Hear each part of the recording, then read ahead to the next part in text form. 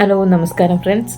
നമ്മൾ ഇന്ന് നിൽക്കുന്നത് കോഴിക്കോട് ജില്ലയിൽ സ്ഥിതി ചെയ്യുന്ന ഒരു പ്രസിദ്ധമായ മഹാദേവ ക്ഷേത്രത്തിലാണ്. തളി മഹാദേവ ക്ഷേത്രം, തളി അമ്പലം എന്നും അറിയപ്പെടുന്നു. ഈ ക്ഷേത്രത്തിലെ പ്രധാന പ്രതിഷ്ഠ പാർവതീ സമേതനായി ആനന്ദഭാവത്തിലുള്ള പരമശിവനാണ്.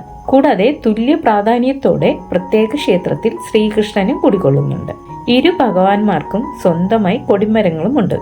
ഉപദേവതകളായി ഗണപതി, ഭഗവതി, നരസിംഹമൂർത്തി, ശാസ്താവ്, എരിഞ്ഞപുരാൻ, നാഗദേവതകൾ എന്നിവർക്കും പ്രതിഷ്ഠകളുണ്ട്. ഐതിഹ്യമനുസരിച്ച് കേരളത്തിലെ പല ക്ഷേത്രങ്ങളുടെയും നിർമ്മാതാവായ പരശുരാമൻ ഇവിടെ ശിവനെ ആരാധിച്ചിരുന്നു. കോഴിക്കോട് സാമൂതിരിപ്പാടിന്റെ മുഖ്യ ക്ഷേത്രങ്ങളിൽ ഒന്നാണിത്. പഴക്കം കൊണ്ടും പ്രൗഢി കൊണ്ടും താന്ത്രിക ക്രിയകളുടെ നിഷ്കർഷത കൊണ്ടും നിത്യനിദാനങ്ങളിൽ അന്യൂന്യമായ ചിട്ടകൾ കൊണ്ടും പ്രസിദ്ധമാണ് തളി മഹാക്ഷേത്രം. പുരാതന കേരളത്തിലെ 108 ശിവക്ഷേത്രങ്ങളിൽ പറയുന്ന 4 തളി ക്ഷേത്രങ്ങളിൽ ഒന്നാണിത്. മറ്റുള്ളവ സ്ഥിതി ചെയ്യുന്നത് കടുത്തുരുത്തി, കൊടുങ്ങല്ലൂർ, കോട്ടയം എന്നീ ജില്ലകളിലാണ് മറ്റുള്ള 4 തളി ക്ഷേത്രങ്ങൾ സ്ഥിതി ചെയ്യുന്നത്. ജന്മിവൈരങ്ങളും ശാപങ്ങളും ശാപമോക്ഷങ്ങളും ഈ ക്ഷേത്രത്തിന്റെ ഐതിഹ്യങ്ങളുടെ ഭാഗമാണ്. ക്ഷേത്രത്തിന്റെ പ്രതാപകാലത്ത് ഈ ക്ഷേത്രം 7 ദിവസം നീണ്ടുനിന്ന രേവതി പട്ടത്താനം എന്ന തർക്ക സദസ്സ് നടത്തിയിരുന്നു.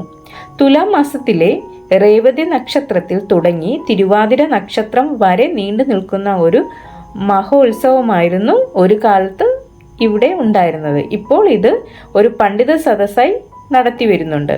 മേടമാസത്തിൽ വിഷുനാളിൽ കൊടിയേറി 8-ാം നാളിൽ ആറാട്ടോടു കൂടി സമാപിക്കുന്ന ഉത്സവം. കുംഭമാസത്തിൽ ശിവരാത്രി, ചിങ്ങമാസത്തിൽ അഷ്ടമി, രോഹിണി എന്നിവയാണ് ക്ഷേത്രത്തിലെ പ്രധാന ആണ്ടുവിശേഷങ്ങൾ.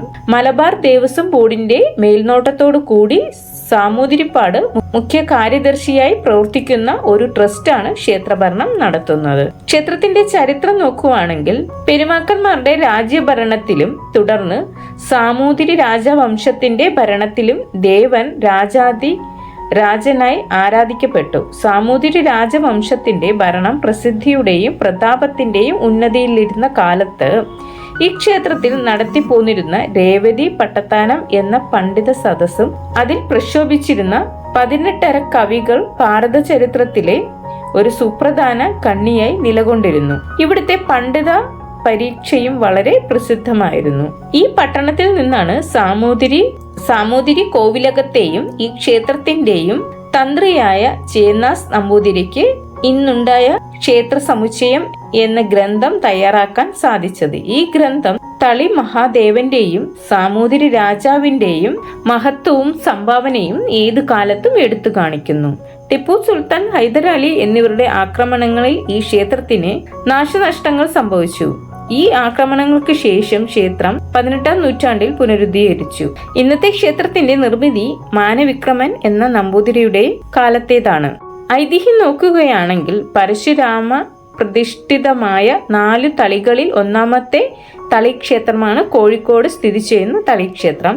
പരശുരാമൻ തപശക്തിയാൽ പ്രത്യക്ഷപ്പെടുത്തിയ ഉമാമഹേശ്വരന്മാരായ ശക്തി പഞ്ചാക്ഷരി ധ്യാന രൂപത്തിൽ തളിക്ഷേത്രത്തിൽ പ്രതിഷ്ഠിച്ചു എന്നാണ് ഐതിഹ്യം. ദ്വാപര യുഗത്തിന്റെ അവസാന ഘട്ടത്തിൽ പരശുരാമന് തന്റെ ദിവ്യമായ തപസ്സിന്റെ ഫലമായി ഉമാമഹേശ്വരന്മാർ ജ്യോതിസ്വരൂപത്തിൽ പ്രത്യക്ഷപ്പെടുകയും ആ ജ്യോതിസ് ജ്യോതിർലിംഗമായി പരിണമിക്കുകയും ചെയ്തു.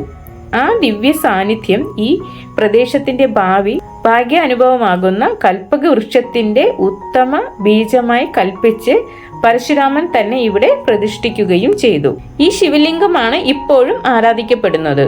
പ്രകൃതിദത്തമായ ഉപചാര പൂജകളെ കൊണ്ടും സിദ്ധന്മാരുടെ ആരാധനകൾ കൊണ്ടും പൂർണ്ണ സാന്നിധ്യത്തോടെ പരിലസിച്ചു പോന്നതാണ് ഈ ദേവചൈതന്യം. ഏകദേശം 1500 വർഷങ്ങൾക്ക് മുമ്പാണ് രാജകീയ ആനുകൂല്യങ്ങളായ താന്ത്രിക ചടങ്ങുകളോട് കൂടി ഈ മഹാക്ഷേത്രം നിർമ്മിക്കപ്പെട്ടത്.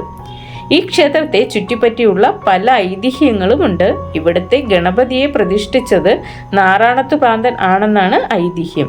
ജന്മവൈരങ്ങളും ശാപങ്ങളും ശാപമോക്ഷങ്ങളും ഈ ക്ഷേത്രത്തിന്റെ ഐതിഹ്യങ്ങളുടെ ഭാഗമാണ്. ക്ഷേത്രത്തിന്റെ പ്രതാപകാലത്ത് ഈ ക്ഷേത്രം 7 ദിവസം നീണ്ടുനിന്ന രേവതി പട്ടത്താനം എന്ന തർക്ക സദസ്സ് നടത്തിയിരുന്നു. മലയാളം തുലാം മാസത്തിലായിരുന്നു ഈ മഹം നടന്നിരുന്നത്. പണ്ഡിത ശ്രേഷ്ഠന്മാർക്ക് ഈ സമയത്ത് വിരുന്നുകളും സമ്മാനങ്ങളും നൽകിയിരുന്നു. നാരായണീയത്തിന്റെ രചയിതാവായ മേൽപ്പത്തൂർ നാരായണ ഭട്ടതിരി ഈ ഉത്സവത്തിൽ സമ്മാനങ്ങൾക്കും ബഹുമതികൾക്കും പാത്രമായിട്ടുണ്ട്.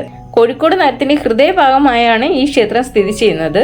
കിഴക്കോട്ടാണ് ക്ഷേത്ര ദർശനം. ക്ഷേത്രത്തിന്റെ പ്രധാന ആകർഷണമാണ് ഇവിടെയുള്ള കിഴക്കേ ഗോപുരം. ഏകദേശം 500 വർഷത്തിലധികം പഴക്കമുള്ള കിഴക്കേ ഗോപുരം ഇന്നും പ്രൗഢമായ തലയെടുപ്പോടുകൂടി നിൽക്കുന്നുണ്ട്. കിഴക്കേ ഗോപുരത്തിന് നേരെ മുന്നിൽ ചെറിയൊരു പേരാലും അല്പം മാറി വലിയൊരു അരയാലും കാണാം. ഹൈന്ദവ വിശ്വാസപ്രകാരം പുണ്യവൃക്ഷമായ അരയാലിന് മുകളിൽ ബ്രഹ്മാവും നടക്ക് വിഷ്ണുവും അടിയിൽ ശിവനും കുടികൊള്ളുന്നു എന്നാണ് സങ്കല്പം. വടക്കു ഭാഗത്തായിട്ടാണ് അതിവിശാലമായ ക്ഷേത്രക്കുളം സ്ഥിതി ചെയ്യുന്നത്. കേരളത്തിലെ ഏറ്റവും വലിയ ക്ഷേത്രക്കുളങ്ങളിൽ ഒന്നാണിത്. ശാന്തിക്കാരും ഭക്തരും ദർശനത്തിനെത്തുന്നത് ഈ കുളത്തിൽ കുളിച്ച ശേഷമാണ്. ഉത്സവ അവസാനം ഭഗവാന്റെ ആറാട്ട് നടക്കുന്നതും ഈ കുളത്തിലാണ്. 2021 ഈ ഭാഗങ്ങളിൽ വൻതോതിൽ നവീകരണ പ്രവർത്തനങ്ങൾ നടത്തിയിരുന്നു.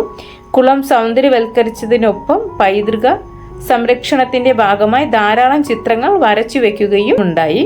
സാമൂതിരിയുടെ വീക്ഷണ പ്രവർത്തനങ്ങൾ നടത്തിയിരുന്നു. കുളം സൗന്ദര്യവൽക്കരിച്ചതിനൊപ്പം പൈതൃക സംരക്ഷണത്തിന്റെ ഭാഗമായി ധാരാളം ചിത്രങ്ങൾ വരച്ചു വെക്കുകയുണ്ടായി. സാമൂതിരിയുടെ ചിത്രം കാണിക്കുന്ന ചിത്രങ്ങളാണ് ഇവയിൽ അധികവും. ഇന്ന് കോഴിക്കോട്ടെ പ്രധാന ആകർഷണങ്ങളിൽ ഒന്നാണിവിടം. കുളത്തിന്റെ എതിർഭാഗത്താണ് പ്രസിദ്ധമായ തളി മഹാഗണപതി ബാലസുബ്രഹ്മണ്യ സ്വാമി ക്ഷേത്രം സ്ഥിതി ചെയ്യുന്നത്. കോഴിക്കോട്ട് ഏറ്റവും അധികം തമിഴ് ബ്രാഹ്മണർ താമസിക്കുന്ന സ്ഥലമാണ് തളി. അവരുടെ ആരാധനാ കേന്ദ്രമാണ് ഈ ക്ഷേത്രം. തമിഴ്നാട്ടിലെ ക്ഷേത്രങ്ങളുടെ നിർമ്മാണ ശൈലി പിന്തുടരുന്ന ഈ ക്ഷേത്രത്തിൽ പ്രധാന ദേവതകളായ ഗണപതി ഭഗവാനെയും സുബ്രഹ്മണ്യ സ്വാമിയെയും കൂടാതെ നവഗ്രഹങ്ങൾക്കും വിശേഷാൽ പ്രതിഷ്ഠയുണ്ട്. വിനായക ചതുർത്ഥി, സ്കന്ദഷഷ്ഠി, തൈപ്പൂയം തുടങ്ങിയവയാണ് ഇവിടെ പ്രധാന ആണ്ടുവിശേഷങ്ങൾ. ഇതുകൂടാതെ മറ്റൊരു ക്ഷേത്രവും ഇവിടെയുണ്ട്. ശ്രീരാമനും ഹനുമാനുമാണ് ഇവിടെ പ്രതിഷ്ഠകൾ. ഇത് തളി ദേവസ്വത്തിന്റെ തന്നെ കീഴിലുള്ള ക്ഷേത്രമാണ്. ഇവിടുത്തെ ഉത്സവം മേടമാസത്തിൽ വിഷു സംക്രാന്തി ദിവസം കൊടിയേറി 8 ദിവസം നീണ്ടു നിൽക്കുന്നതാണ് ഇവിടുത്തെ ഉത്സവം. ഉദയാസ്തമന പൂജ, പ്രദോഷ പൂജ, ഉമാമഹേശ്വര പൂജ, സ്വയംവര പുഷ്പാഞ്ജലി, മൃത്യുഞ്ജയ ഹോമം, മൃത്യുഞ്ജയ അർച്ചന, ആയുർസൂക്ത പുഷ്പാഞ്ജലി, രുദ്രസൂക്ത പുഷ്പാഞ്ജലി, കൂവളഹാര സമർപ്പണം തുടങ്ങിയവയാണ് ക്ഷേത്രത്തിലെ പ്രധാന വഴിപാടുകൾ. ഇവിടുത്തെ സമയം രാവിലെ 4:30 മുതൽ 11 മണി വരെയും വൈകിട്ട് 5 മണി മുതൽ 8 മണി വരെയുമാണ്. ഇവിടെ എത്തിച്ചേരാനായിട്ട് കോഴിക്കോട് റെയിൽവേ സ്റ്റേഷനിൽ നിന്നും ലിങ്ക് റോഡ്, കണ്ടംകുളം റോഡ് വഴി 1 കിലോമീറ്റർ വടക്ക് കിഴക്ക് മാറിയാണ് ക്ഷേത്രം സ്ഥിതി ചെയ്യുന്നത്. ഇത്രയൊക്കെയാണ് കോഴിക്കോട് ശ്രീ തളി മഹാദേവ ക്ഷേത്രത്തെ കുറിച്ചുള്ള വിശേഷങ്ങൾ. വീഡിയോ ഇഷ്ടപ്പെടുവാണെങ്കിൽ ലൈക്ക് ചെയ്യാനും കമന്റ് ചെയ്യാനും മറക്കരുത്. താങ്ക്